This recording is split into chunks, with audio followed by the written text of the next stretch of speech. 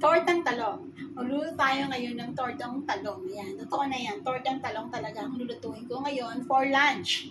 So, ayan, nakita nyo, ayan na yung talong. Dito kasi, sa bahay namin, walang ihawa ng kamukha na iihaw mo sa uling. Kaya ang ginawa ko, inihaw ko siya, niluto ko siya sa air fryer. Ayan, tingnan nyo naman, oh. Ganda. Kayang-kayang alisin ang balat, diba? Ayan. Tapos, meron tayong 2 itlog. Ito. Siyempre, lalagyan ko siya ng white pepper at chicken powder. So, ayan guys. Ito ang aking lunch. So, ang gagawin natin ngayon, siyempre, ang itlog. Magana tayo ng itlog. Mix. 2. Mas masarap, mas marami. Kailangan cover na cover sa itlog, diba guys? Ito ang gustong-gusto din to ng mga Pilipino.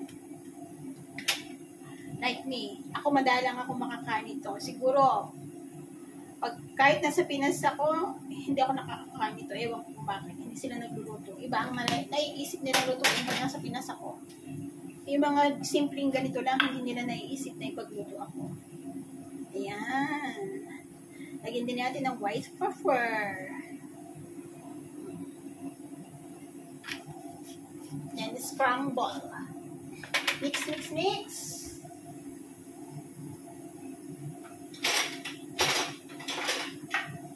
Ayan. Kailangan totally mix.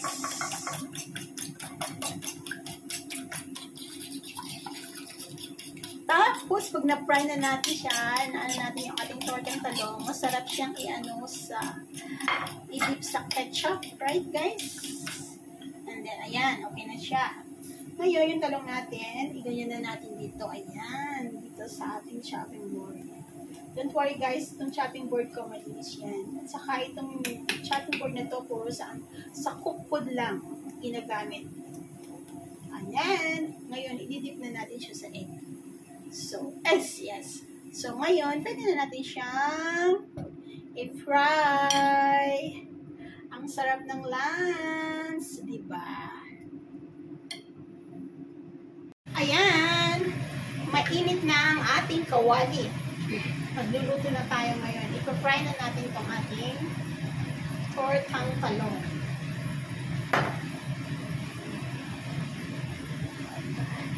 Ayan guys. Mainit na siya.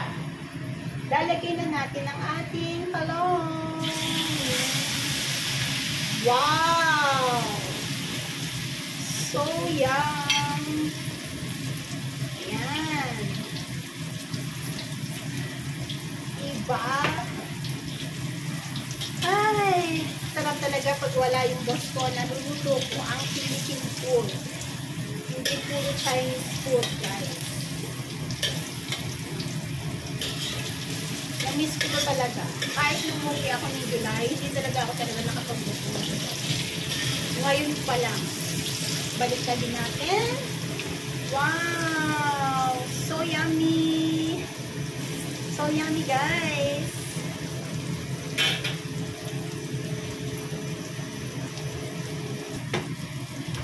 Natatakam na ba kayo? Oh, ayan. Luto na ang ating tortang talong. Kain na guys. Pwede siyang lagyan ng ketchup. At ako mas gusto ko rin siyang sa combination ng fresh tomato. Okay guys, thank you for watching. Pagkain Pinoy, pinakamasarap.